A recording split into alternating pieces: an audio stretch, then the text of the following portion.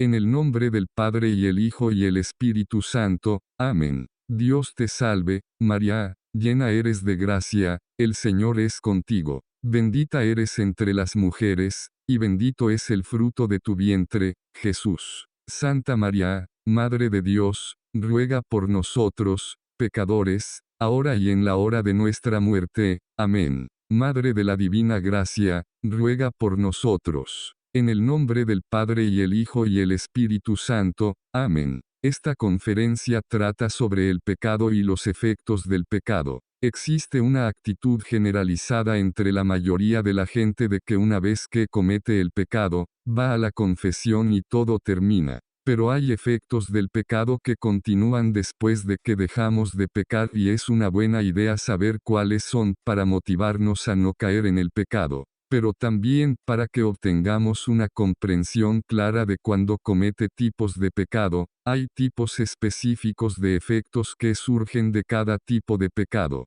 Entonces tenemos que empezar a trabajar en eso. El pecado se define como una transgresión de las leyes de Dios. Ese es cualquier pensamiento, palabra o acción contra la ley de Dios. Hay tres clases de leyes. El primero es lo que llamamos ley positiva divina. Esa es la ley que Cristo nos dio, que está por encima y más allá de cualquier otro tipo de ley de la que Cristo o Dios en Antiguo Testamento nos dio. Un ejemplo de la ley divina positiva es cuando Cristo les dijo a los apóstoles: ve enseñando y bautizando a todas las naciones. Lo que significaba que tenían la obligación ante Dios, así que ahora es la ley que los obliga a enseñar a todas las naciones. Así que, no se les permite decir, por ejemplo, que no se puede convertir a un determinado grupo de personas o no. Podrían decir temporalmente que tienen derecho a determinar la ejecución prudencial de eso, ya sabes, tratando de convertir a la gente, pero no se lo podían negar a nadie. Luego está lo que llamamos la ley natural, y eso es la misma estructura que Dios diseña en la naturaleza humana. Ese diseño de la naturaleza humana nos dice lo que Dios pretendía con respecto a lo que se supone que debemos hacer. Entonces nos dice: miras la naturaleza humana y hacia lo que se inclina, no el mal, por supuesto, pero las cosas buenas a las que se inclina, y eso nos dice lo que se supone que debemos hacer. Luego está lo que llamamos ley civil. Ahora haya habido un debate sobre si la ley civil vincula o no en forma de conciencia históricamente, pero en el siglo pasado los papas se pusieron del lado de que la ley civil sí obliga, a menos que el asunto sea grave, como el asesinato y cosas por el estilo que normalmente están cubiertas por la ley natural por todos modos. La ley civil, si la viola, normalmente es solo finalmente pecaminosa, a menos que esté hablando de grandes sumas de dinero y cosas por el estilo. Hay dos clases de pecado. Hay dos tipos de violación de la ley de Dios: mortal y venial. Mortal es una ofensa grave contra la ley de Dios y venial es una ofensa leve. Para pecado mortal hay que tener suficiente reflexión, pleno consentimiento de la voluntad, y el asunto tiene que ser grave. El pecado original, el pecado de Adán y Eva, tuvo varios efectos. El pecado original es el pecado que todos los hombres heredemos de nuestros primeros padres y se comunica de padres a hijos mediante la transmisión de la naturaleza humana. Dado que se transmite a los niños, no es un pecado real de la persona que lo recibe, así que no es como si tuvieras que ir y confesar el pecado original. Te bautizas para que te lo remitan. El pecado original consiste en la no transmisión de la gracia, o lo que llamamos la justicia original dada a nuestros primeros padres. Así que, de hecho, el pecado original es la transmisión no solo de defectos como una inclinación hacia el mal y cosas así, pero es la falta real de gracia lo que se transmite. El pecado original reside solo en el alma, es algo en el alma. Lo que ocurre en la carne, es decir, en el cuerpo, es parte del castigo o los efectos del pecado original y no es el pecado original en sí mismo. En cuanto a los efectos del pecado original, hay una variedad de trastornos que el hombre padece por el pecado original, muchos de los cuales son corporales.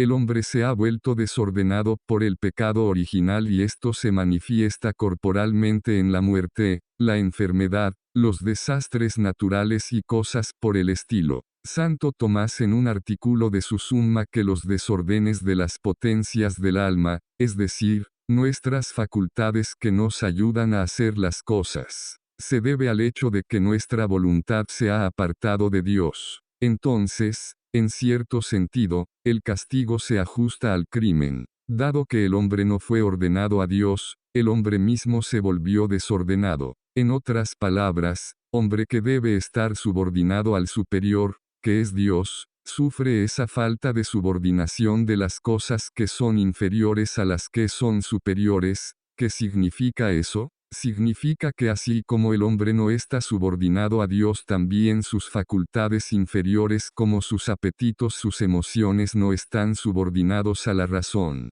Entonces, el castigo se ajustaba al crimen. Por tanto, llegamos a un punto en el que podemos dilucidar los 4 efectos principales del pecado original. La primera es la enfermedad y la muerte que mencionamos antes. La segunda es que la voluntad se ha vuelto propensa al mal, en que el pecado original inclina la voluntad hacia el pecado actual y también significa que la voluntad ahora está debilitada. Entonces, además de la malicia, hacer cosas que son malas, es débil, por lo que es difícil hacer las cosas buenas. Será más difícil querer el bien debido a la debilidad de la voluntad que surge del pecado original. El tercer efecto del pecado original es el desorden de las pasiones diagonal apetitos. A veces se las llama emociones. Esto es lo que llamamos en latín los comas piccatis, que son las ofertas de la carne. A veces se traduce como concupiscencia.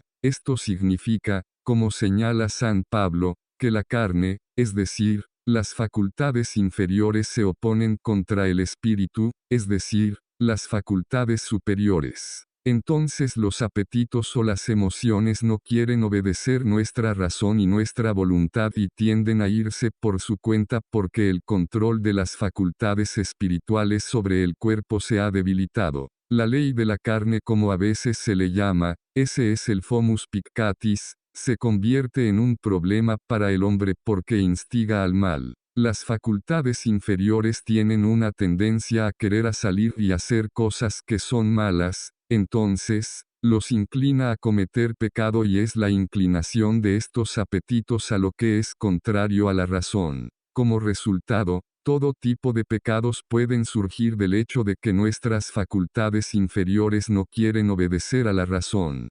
G.K.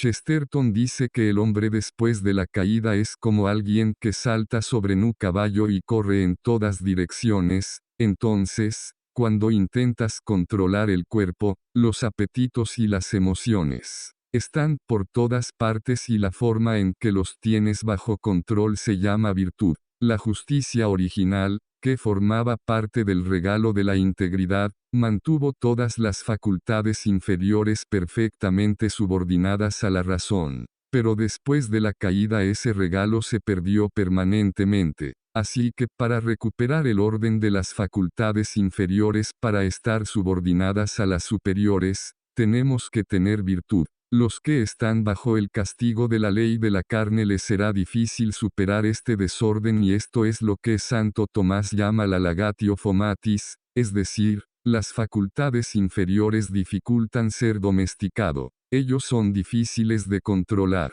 El cuarto efecto del pecado es el oscurecimiento del intelecto y hay varios aspectos de este efecto. La primera es la ceguera del intelecto y esto resulta en el hecho de que cada vez que cometemos cualquier pecado no solo heredemos esto del pecado original, pero es propio de cualquier pecado actual. La ceguera intelectual es el castigo por el pecado. En los escritos de Santo Tomás vemos que la ceguera del intelecto es doble. La primera es que la ceguera en el intelecto se debe a la pérdida de la luz natural de la razón, por el impedimento de los poderes inferiores de lo que depende la razón. ¿Y qué significa eso? Significa que, no ser demasiado complicado, pero nuestro intelecto es una facultad compleja, no solo es un órgano corporal. Eso es solo una parte. que incluye la imaginación y la memoria y cosas así. Sabemos que incluye cosas como la memoria porque cuando golpeas a alguien en la cabeza, se olvidan de las cosas.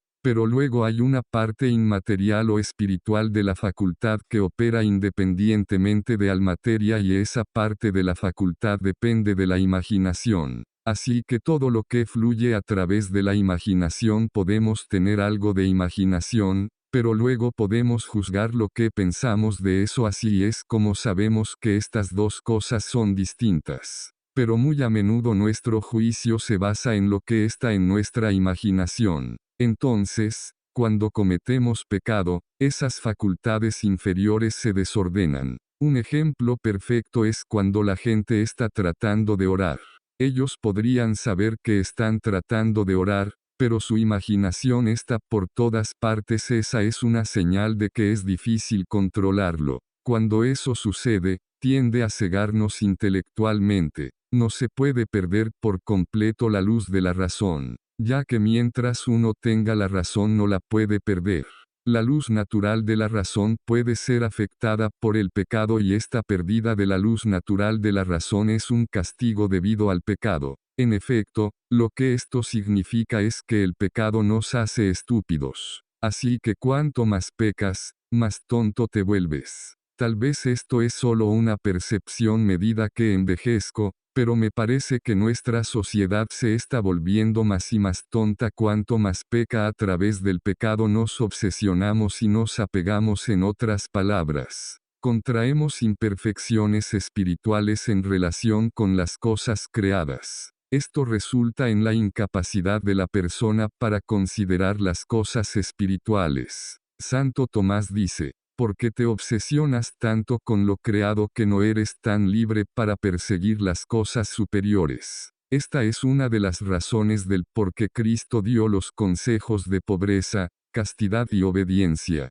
porque mediante de la pobreza y la castidad podemos apartarnos de las cosas inferiores y por lo tanto sea libre de considerar cosas que son superiores. Las asociaciones que hacemos ahora en nuestra mente ahora son de acuerdo con las cosas creadas y no se hace conforme a la justicia espiritual. Así que la próxima vez que veamos algo es difícil considerar la cosa desde el punto de vista de la vida espiritual. Un buen ejemplo es la lujuria. Cuando alguien cede a la lujuria, la próxima vez que ven a alguien del sexo opuesto tienden a juzgarlo desde ese punto de vista en lugar de, desde un punto de vista espiritual. Siempre les digo a los seminaristas que su perfección consiste en mirar siempre el bienestar espiritual de las mujeres. Tienes que tener desapego de los bienes del matrimonio. No significa que te conviertas en homosexual. Simplemente significa que tienes un desapego perfecto de los bienes del matrimonio.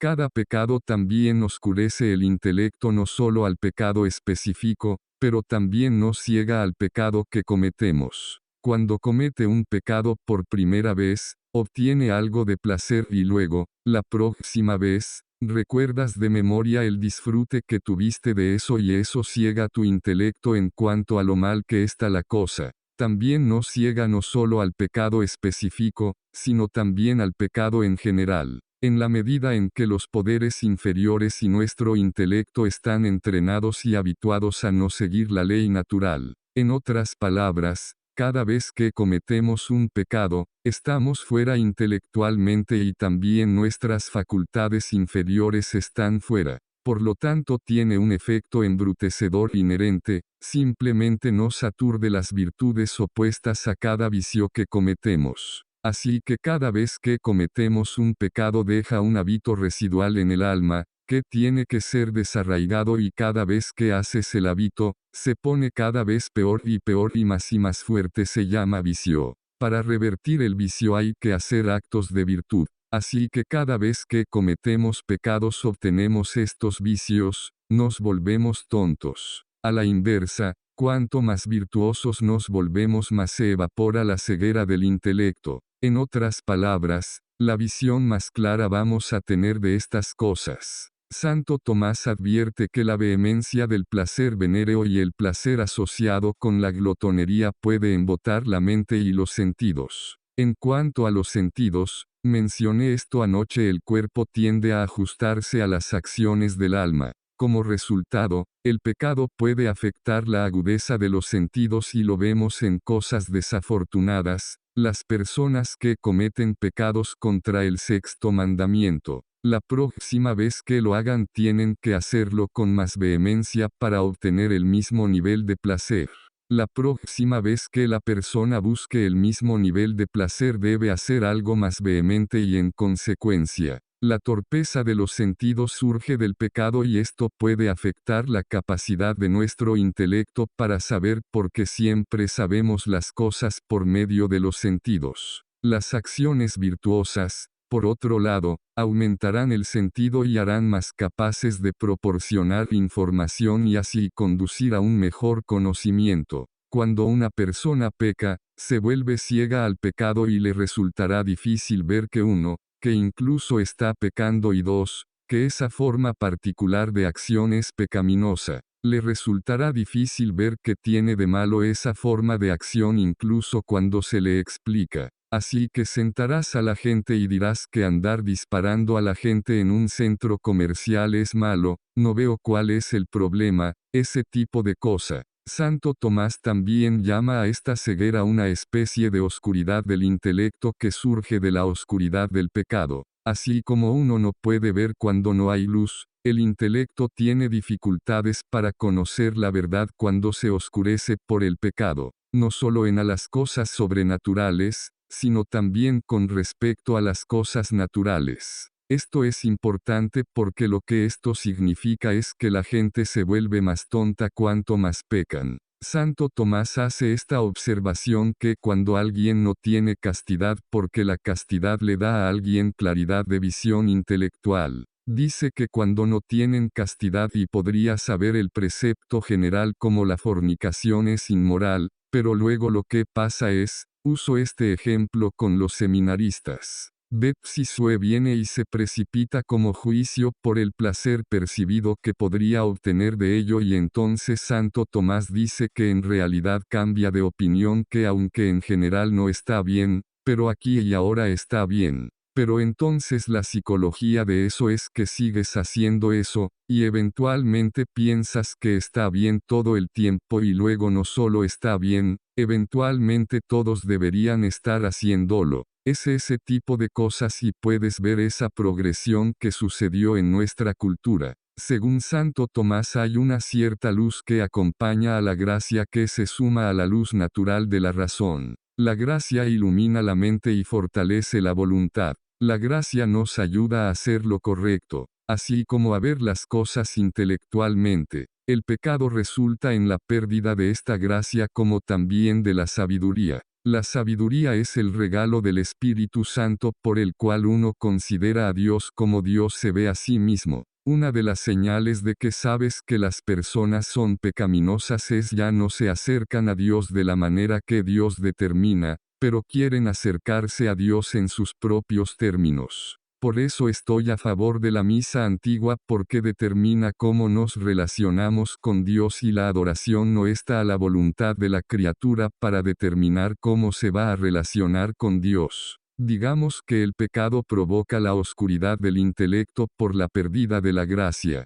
Otra razón por la que el intelecto está oscurecido por el pecado original y actual es cuando alguien peca, la voluntad mueve el intelecto a juzgar la cosa contrariamente a como el intelecto sabe que es. Es decir, la conciencia nos dice que la cosa está mal, pero nos obligamos a pensarlo solo desde la perspectiva del bien. Esto quiere decir que se hace cierta violencia al intelecto. La violencia se define como la acción contraria a la naturaleza de una cosa. En consecuencia, la próxima vez que el intelecto vea la misma cosa estará inclinada a juzgar lo contrario a la verdad, y esto es una forma de oscurecimiento del intelecto. Lo que significa es cuando vas en contra de la conciencia y miras la cosa desde el punto de vista del bien, el bien aparente y no el verdadero bien, que te está dando. Entonces lo que pasa es que el intelecto se habitúa a pensar en las cosas según el bien aparente, entonces adquieres estos hábitos de pensamiento que en realidad te ciegan intelectualmente.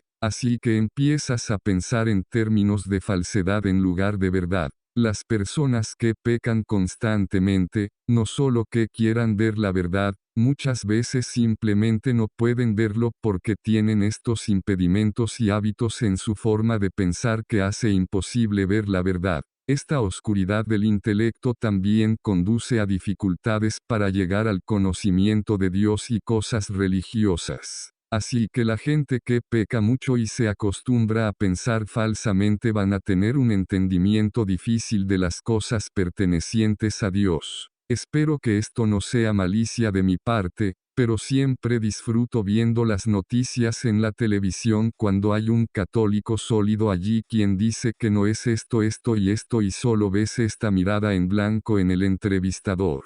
Ni siquiera saben lo que significa. Habla español, pero no entiendo lo que dice, eso se ha descrito sobre mí, así que debo tener cuidado con todos los desórdenes introducidos en las diversas facultades, en otras palabras todas estas diversas facultades se desordenan. Esto conduce a una relación desordenada con hombres y mujeres que se tienden el uno al otro. En efecto, el pecado hace más difícil la vida común. Esto es lo que le digo a la gente, tu matrimonio es difícil, hay algún pecado flotando en alguna parte. Otro efecto fue que, dado que Adán y Eva cooperaron con Satanás y siguieron su desorden en lugar del orden de Dios, el hombre ahora se vuelve sujeto al dominio de lo diabólico, no solo en el pecado original sino también en el pecado actual. Cada vez que pecas, Satanás obtiene un mayor control sobre ti. Estos son solo algunos de los efectos del pecado original. Pecado actual o pecado personal se llama pecado personal en cuanto es la acción que realizamos nosotros mismos. No es algo que heredamos, es algo que hacemos nosotros mismos, ya que el pecado se define como una transgresión contra la ley de Dios, ya sea divina o positiva. Esto quiere decir que el sujeto del pecado está en la voluntad, es decir, es una transgresión libre. Entonces, el pecado está propiamente en la voluntad, ya que el pecado es algo que elegimos. Siendo que el pecado es transgresión de la ley de Dios, el pecado es una forma de desobediencia. La especie del acto de la voluntad, lo que eso significa es el tipo de elección que estás haciendo está determinado por lo que estás pensando cuando haces esa elección. Santo Tomás dice que las acciones se especifican por sus objetos, es decir, lo que elegimos está determinado por lo que estamos pensando. Por robo voluntario decimos que el hombre se convierte en ladrón. Al querer mentir se convierte en mentiroso. Una de las cosas que está pasando es en un nivel es gracioso, en otro nivel es grave. Alguien le disparará a alguien. Luego no soy un asesino. Espera un momento, acabas de asesinar a alguien, sí, pero ese no soy no bueno, si lo eres, lo acabas de hacer. En otras palabras, la gente no puede apropiarse de su pecado y ese es uno de los efectos del pecado, es la incapacidad de apropiarse de su pecado. Es análogo al alcohólico, hasta que el tipo admite que tiene el problema no va a poder superarlo. El número de efectos del pecado es demasiado grande para cubrirlo aquí, pero hay algunas cosas con las que podemos lidiar. Cada pecado particular trae sus propios conjuntos de problemas y defectos. Con todo pecado no solo mortal sino con pecado venial hay una ofensa infinita a Dios por parte de la persona contra la que estamos actuando. Entonces, lo que esto significa es, les digo a los seminaristas, Dios tiene que mantenerte en la existencia y la causa siempre está presente en el efecto. Esto significa que Dios está siempre presente manteniéndote en existencia y ayudándote a hacer estas acciones que haces. Así que eliges libremente el pecado, estás abusando de Dios que te está ayudando a realizar la acción. No es que Él sea la causa del pecado, tú eres la causa del pecado porque lo has elegido, pero estás abusando de Dios en el proceso. Hay una ofensa infinita cometida contra Dios incluso si el acto en sí no es infinito, el hecho de que se haga contra Dios es infinito porque Él es infinito.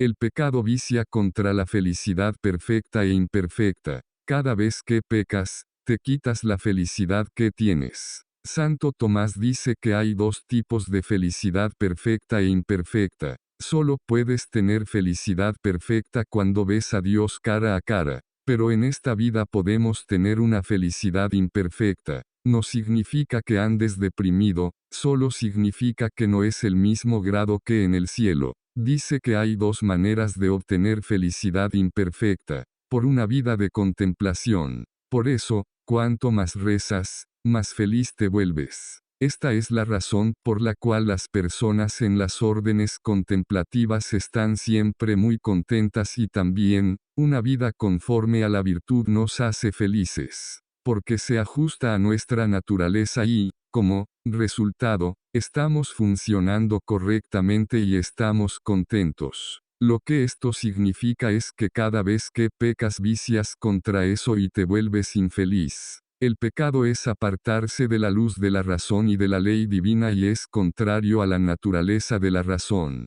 El pecado hace que nos desviemos de nuestro curso, porque esta vida es el medio por el cual alcanzamos nuestro fin último que es Dios. Así que cada vez que pecamos, detraemos de alcanzar a Él. El pecado disminuye la inclinación natural a la virtud y la virtud se encuentra en 4 facultades, y la disminución de la inclinación a la virtud se manifiesta igualmente en estas 4 facultades. El intelecto, la voluntad, el apetito irascible y el apetito concupiscible, y hablaremos de cada uno. Además, estas facultades sufren otros efectos, todos los cuales caen bajo el título de una herida. Así nuestra naturaleza, nuestras facultades, quedan heridas. En todo pecado el intelecto y la razón quedan desprovistos de su ordenación a la verdad, lo que resulta en lo que se llama la herida de la ignorancia. Esto quedó claro en nuestra discusión sobre el pecado original.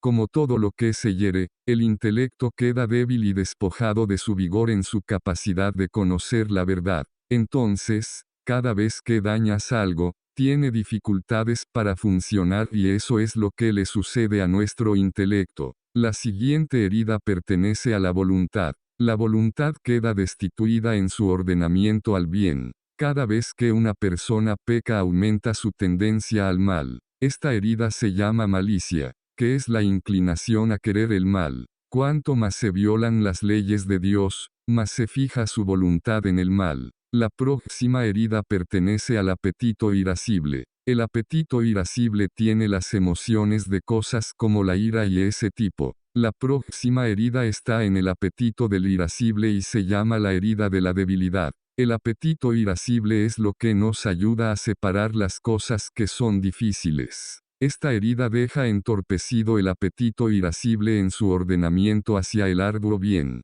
Esto da como resultado que la persona vuelva cobarde y pierde el impulso de hacer algo que es correcto y al mismo tiempo difícil. En otras palabras, es difícil para nosotros hacer lo correcto. Podemos saber qué es lo correcto, podemos querer hacer lo correcto, pero eso no significa que lo haremos, porque podríamos estar debilitados en nuestras inclinaciones que tenemos hacia ello. Esta herida y la herida de la malicia hacen que el alma pierda la fuerza para hacer el bien. Esto hace que sea más difícil actuar bien, así que cada vez que pecas significa que va a ser más difícil hacer lo correcto. Por eso le digo a la gente, vienen a la confesión y griega. Ellos entrarán y dirán, pues padre, caí en pecado mortal así que pensé que simplemente me divertiría, así que continué haciéndolo. Cada vez que lo hiciste, además del hecho de que has ofendido a Dios infinitamente cada vez que lo has hecho, has desordenado tus facultades cada vez más y más y más. Obtienes la absolución que quita el pecado. No quita todos los efectos del pecado, lo que significa que cuando llega el momento de hacer lo correcto será mucho más difícil. Entonces, ¿cuál es la moraleja de la historia? Cuando cometes el pecado, detente. Ve a la confesión y arréglalo, no sigas en ello. La última herida es la de la concupiscencia, que es la herida en el apetito concupiscible. Ese es el apetito que desea el alimento y las relaciones conyugales. Esta herida deja desprovisto al apetito concupiscible en su ordenamiento hacia la moderación, con respecto al deleite y al placer. A través de pecado, la concupiscencia o el deseo aumenta. Cuanto más se peca, más el apetito de uno desea y busca placer y deleite. Cuanto más se peca, más se insubordina el apetito antecedente a la razón. ¿Qué significa eso? San Tomás hace una distinción, no son distintos en sí mismos, es cómo se relacionan con la razón. Notamos que tenemos estas inclinaciones emocionales o pasiones, antes de que la razón tenga la oportunidad de decir algo tendrán estas emociones contrarias a la razón. Eso se llama apetito antecedente. Ocurre antes o al contrario de lo que pensamos y queremos. Luego está lo que llamamos apetito consecuente, y eso es, una vez que haremos algo luego hay emociones que tienden a fluir de eso y eso se llama apetito consecuente. Cada vez que pecamos, el apetito antecedente aumenta. ¿Por qué? Básicamente le estás diciendo al apetito vete y haz lo que quieras independientemente de la razón, entonces, la próxima vez que entre el objeto al que se siente atraído simplemente va y lo hace, uno tendrá más de la pasión antecedente. En otras palabras, uno se vuelve más emocional y se vuelve más difícil controlar emociones. No solo en la medida de la fuerza de las pasiones, pero también con qué frecuencia ocurre. Entonces, cuanto más te entregas al pecado, más emocional te vuelves. Además de estas 4 heridas, existen otros efectos del pecado. Entonces nuestras facultades simplemente se desordenan. De todo el proceso, además de estas 4 heridas, existen otros efectos. El pecado es la causa de la muerte. Como el pecado merece la pena de muerte, el pecado es también causa de muerte en la medida en que la guerra y la contienda pública son efecto del pecado y de la injusticia, que también es pecado. El pecado puede ser la causa de la muerte en nosotros mismos o en los demás. Esto puede ser la causa de la muerte en nosotros mismos directamente. Cuando nos suicidamos o hacemos algo nos lleva a la muerte. El pecado también puede ser la causa de nuestra muerte indirectamente cuando hacemos cosas que causan nuestra muerte remotamente. Por ejemplo, el SIDA puede llevar a la muerte y que es causado por el uso de drogas por vía intravenosa, sodomía, etc. O en la alimentación excesiva que conduce a problemas cardíacos. Entonces podemos hacerlo indirectamente. En el momento en que dices, tal vez el problema con el SIDA es la gente no actúan moralmente bien, por supuesto, obtienes la reacción inmediata de las personas que no llevan una buena vida. Porque ellos no quieren que tú pongas el dedo en el punto blando porque quieren hacer estas cosas, así que no digas nada contra ellos. El hecho es que si la gente actuara moralmente ellos eliminarían el SIDA en 2 o 3 generaciones. Así que eso es algo que no quieren admitir.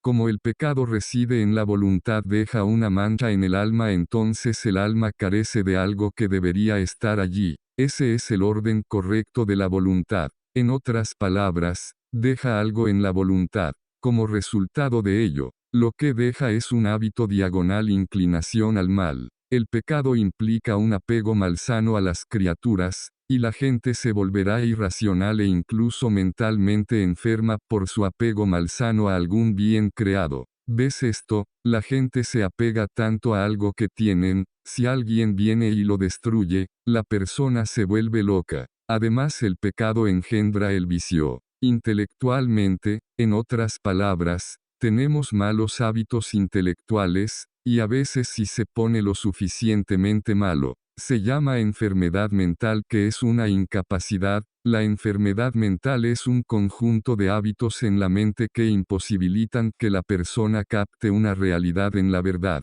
También nos dificulta captar el bien moral. No solo en la facultad a la que pertenece el pecado porque causa trastornos, pero también dificulta el intelecto y las facultades inferiores. Cada vez que cometes algún pecado aunque el hábito esté en el apetito concupiscible porque comiste demasiado. Así que la próxima vez que veas chocolate porque te comiste toda la bolsa de chocolate la última vez ahora esta vez hay una tendencia a comer toda la bolsa de nuevo. No solo está en el apetito concupiscible sino que deja hábitos en el intelecto y la voluntad. Cada vez que una persona comete un pecado, aunque se cometa en el cuerpo, hay un vicio concomitante en la voluntad. Así que lo que sucederá es, incluso si la gente encuentran un quietamiento en la inclinación del cuerpo al mal, encontrarán que todavía hay un desorden en la voluntad que es difícil de combatir.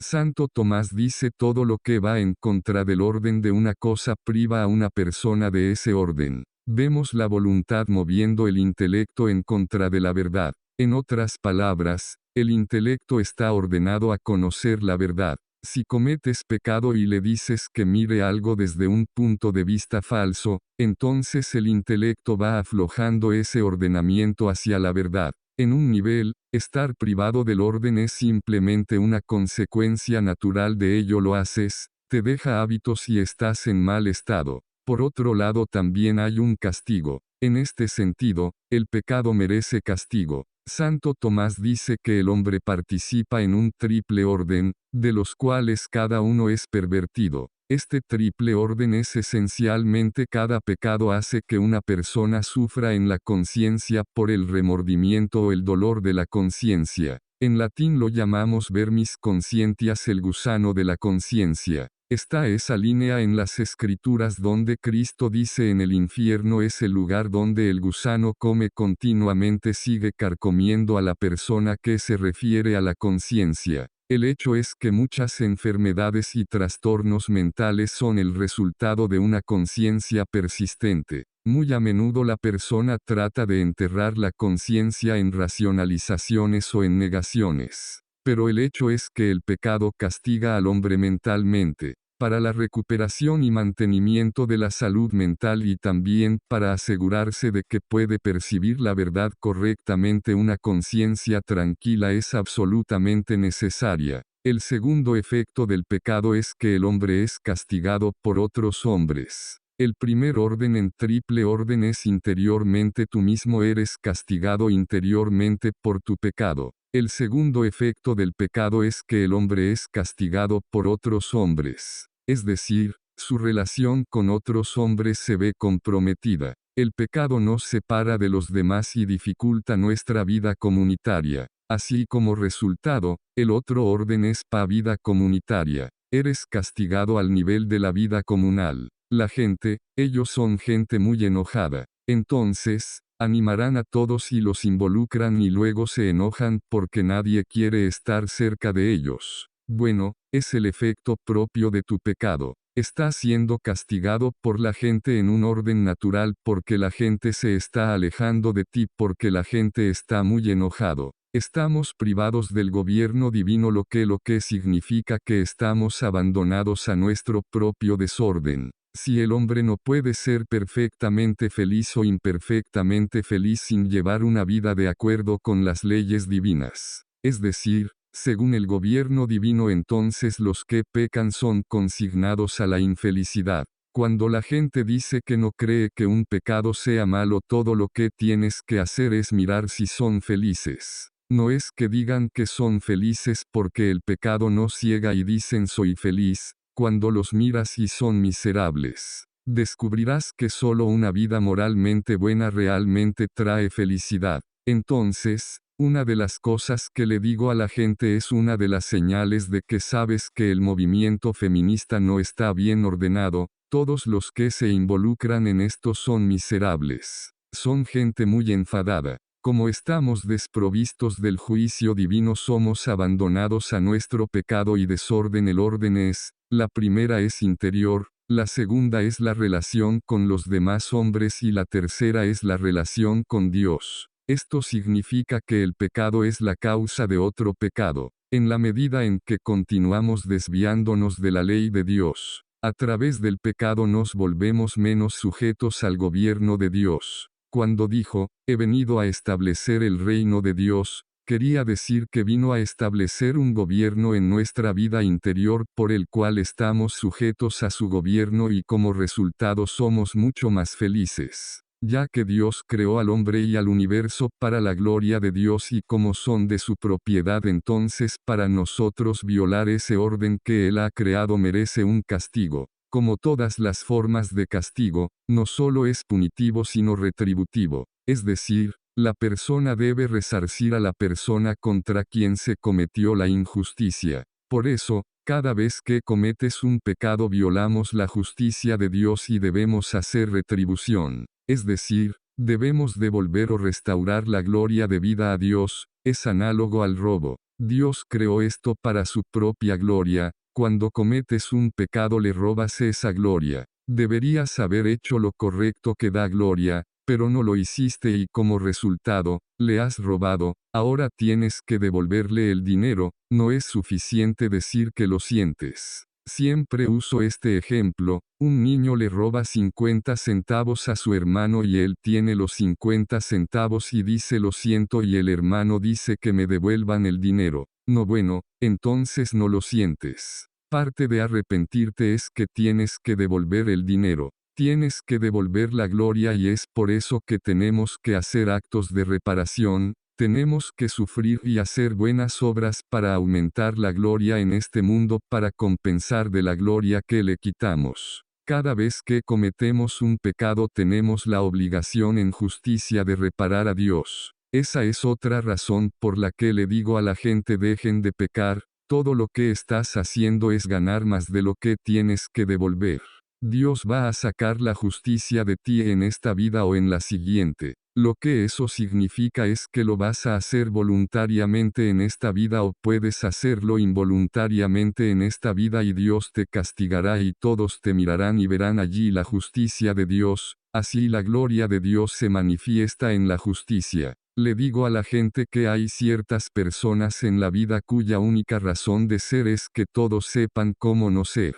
Pero, o lo obtendrá de ti en la próxima vida, o porque estás en el infierno o porque en el juicio final tendrás que pararte ante él y todos los demás seres racionales creados y da cuenta de cada infracción de la ley que cometiste. Delante de todos, no existe tal cosa como el pecado privado. Todo el mundo verá todo lo que has hecho y así es como Dios te va a hacer justicia, de una forma u otra. Esto lo vemos en algunas mujeres, por ejemplo, en cuanto a la inclinación a reparar. En mujeres que abortaron y van a confesarse. A veces las mujeres sabrán que Dios las perdona, pero saben que han tomado algo de Dios y la persona que han matado que no puede ser reemplazada. Esto deseo restablecer el orden trascendente de la justicia. Hay dos órdenes de justicia. Hay el orden natural, si le robo $50 a alguien, tengo que devolverle $50. Pero a veces no puedo devolvérselo porque está muerto o no puedo encontrarlo o lo que sea el caso. Santo Tomás dice que hay que cumplir el orden trascendente de la justicia, es decir, tienes que pagarle a Dios. Porque violaste la justicia en relación con la otra persona, la orden natural, también violaste el orden trascendente porque Dios estableció el orden natural para su propia gloria, así que tienes que pagarle a Dios. Así el deseo de restablecer el orden trascendente de la justicia es tan profundo en la psicología de las mujeres y los hombres que la mujer posaborto a menudo intentará tener un bebé de reemplazo, porque entonces sienten que lo han compensado. También es por eso que las mujeres encuentran una reparación emocional cuando oran por el niño abortado, u orar por los niños que están siendo abortados. Además de reordenar las facultades de nuevo a la justicia divina, ayuda a aquellos que han cometido pecados en poner en orden sus facultades, para que ellos estén menos inclinados a pecar. Hay una inclinación para nosotros a querer recompensar, es parte de la justicia y cuando hacemos algo malo realmente malo, la gente se da cuenta de que tiene que compensarlo. La forma de compensarlo es haciendo oraciones, sufrimiento y buenas obras a Dios, y si lo has hecho contra alguien más. El primer paso es pedir perdón. El hecho de que se deba hacer satisfacción indica que se debe hacer justicia incluso si se concede misericordia. Aunque Dios nos perdone el pecado en la confesión, permanece el requisito de hacerle restitución. Por lo tanto, hay un castigo temporal debido al pecado. Este castigo temporal no solo incluye pagar a Dios con obras meritorias por los pecados que hemos cometido, pero también incluye el desorden de las facultades en el alma por el pecado. Dado que el hombre está naturalmente ordenado a la justicia y dar a Dios lo que le corresponde, significa que debemos reordenarnos por una cuestión de justicia.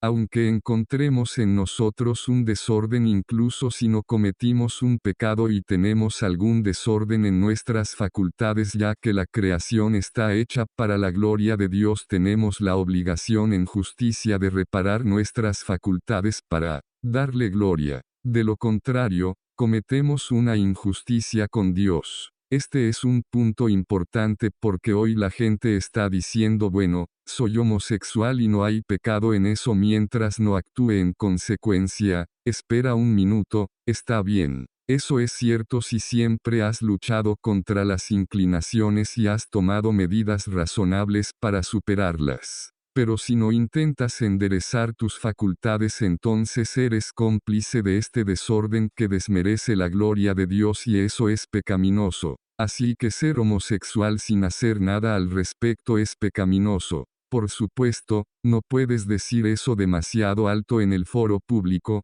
pero de hecho, estoy haciendo eso en un artículo, pero de una manera más intelectual. Para que la gente no pueda perseguirme al menos tienen que lidiar con el argumento. Es posible que te hayan criado con todo tipo de problemas y tienes todos estos desórdenes y puede que no sea tu culpa, no importa, sigue siendo tu obligación limpiar el desorden y si no lo hace, tendrá que presentarse ante Dios por no haber hecho un esfuerzo razonable para limpiarlo. La Iglesia siempre ha hecho una distinción entre el pecado mortal y venial. El pecado mortal es una ofensa grave contra la ley de Dios. El pecado mortal se diferencia del pecado venial en que el pecado mortal es un alejamiento de Dios como su fin último, es decir, de un bien incomunicable a un bien creado. En otras palabras, te apartas de algo que es infinito e infinitamente precioso. Para algo que es muy medible es prácticamente nada,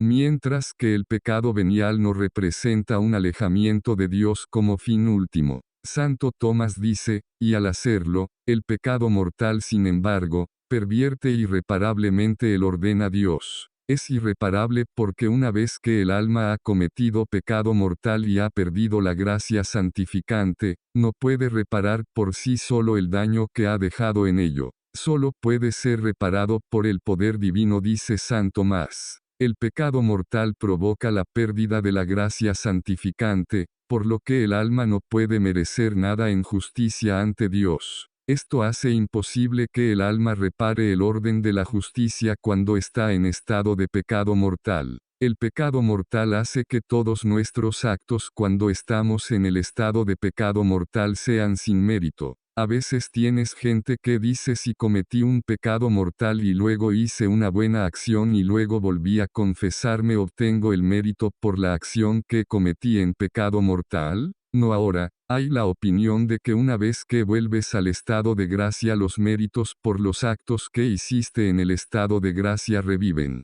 Pero cuando estás en estado de pecado mortal, tu acción no tiene ningún mérito. Puede ser bueno, pero eso significa que merezca nada a los ojos de Dios. Al apartarse el alma de Dios, ha perdido un bien infinito y por lo tanto merece un castigo infinito y ese castigo infinito es la condenación eterna. Esa es la consignación del alma al infierno después de la muerte. La pérdida de la eterna bienaventuranza, el dolor de la pérdida y el dolor de los sentidos también siguen del pecado mortal. El alma es entregada al castigo eterno que incluye la compañía eterna de Satanás en la próxima vida. Ese es uno de los efectos del pecado mortal. ¿No quieres a Dios? Bueno, esta es la compañía que obtienes. En esta vida la persona se sale del orden de Dios y está entregado al poder de diablo. En otras palabras, cuando estás en pecado mortal vas a tener dificultades para hacer lo correcto sin la gracia de Dios porque vas a terminar muy rápidamente sucumbiendo a la influencia demoníaca.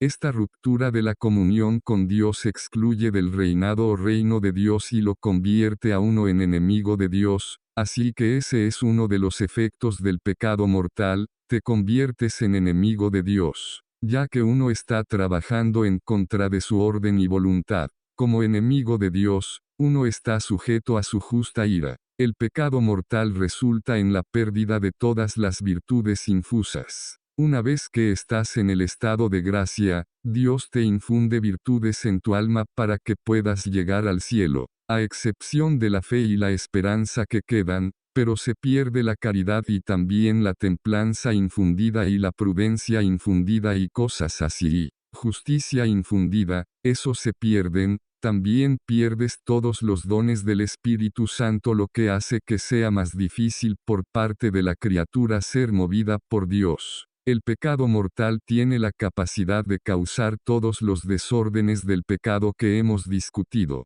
Al menos en comparación con el pecado venial, el pecado mortal es peligroso porque se pierde la gracia santificante, haciéndole imposible merecer ninguna gracia de Dios y merecer cualquier capacidad para reparar el daño. Cuando estás fuera de la gracia, no sigas pecando mortalmente, porque acabas desordenando más tus facultades. Vuelve a la confesión. Pecado venial, siendo una ofensa leve contra la ley de Dios, no desvía a uno de Dios como su fin último, porque no estás separado de Dios por el pecado venial. Solo estás cortado de los medios hacia Dios, ya que, las leyes divinas son las que ordenan, es decir, nos orientan en cómo vivir nuestra vida. Se refieren tanto a los medios para Dios como al ordenamiento a Dios mismo. Los medios en sí están ordenados hacia Dios o no lo están. En otras palabras, cada cosa que haces en esta vida te ayuda a llegar a Dios o te aleja de Dios. A este respecto, Santo Tomás dice que el pecado venial no nos hace alejarnos de Dios como fin último,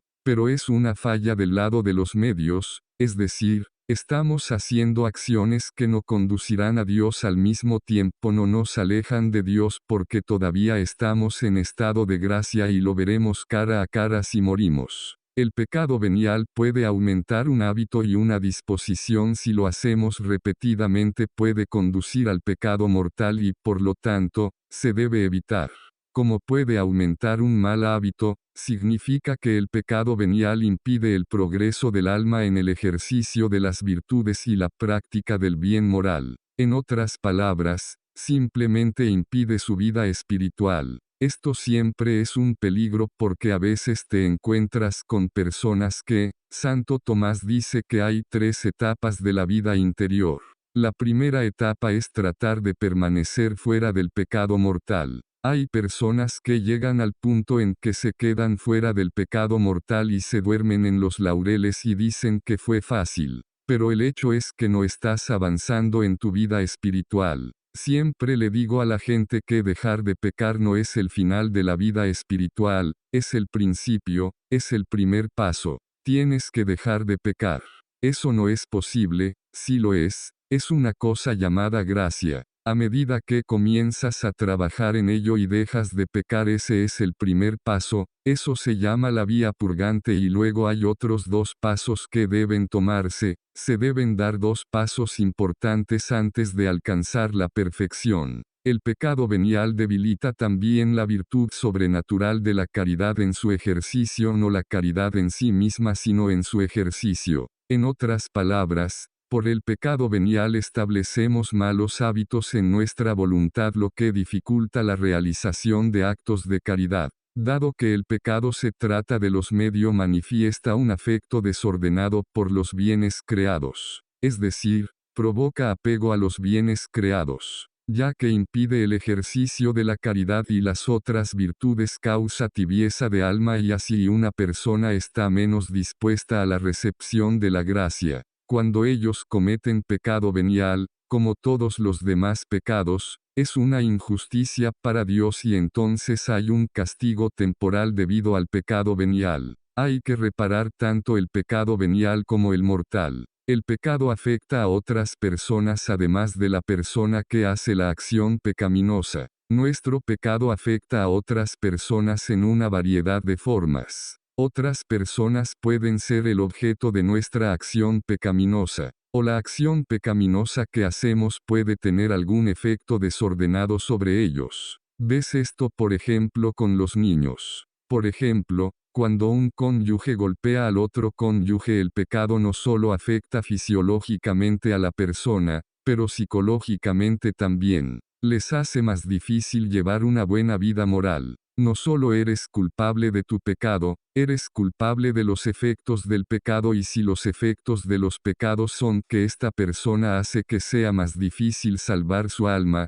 eres culpable de eso. Los hijos a menudo sufren los efectos de los pecados de sus padres, no solo fisiológicamente sino psicológicamente. Por ejemplo, los hijos alcohólicos pueden sufrir un gran daño psicológico. No son solo los efectos inmediatos sino los efectos a largo plazo. Si cometes un pecado y luego el resultado es que se perpetúa en tu vida o historia familiar, o porque transmites estas tendencias y comportamientos a tus hijos y lo pasan, eres culpable de cada generación a la que afecta. Esta es una de las razones por las que hay un juicio final, porque no es solo cuando mueres Dios te dice, está bien, estás en estado de gracia, vienes al cielo o te vas al infierno. En el juicio final tiene que revelar para que todos puedan ver los efectos de cada pecado que cometiste. Uno de los efectos de todo pecado es que sujeta al poder demoníaco.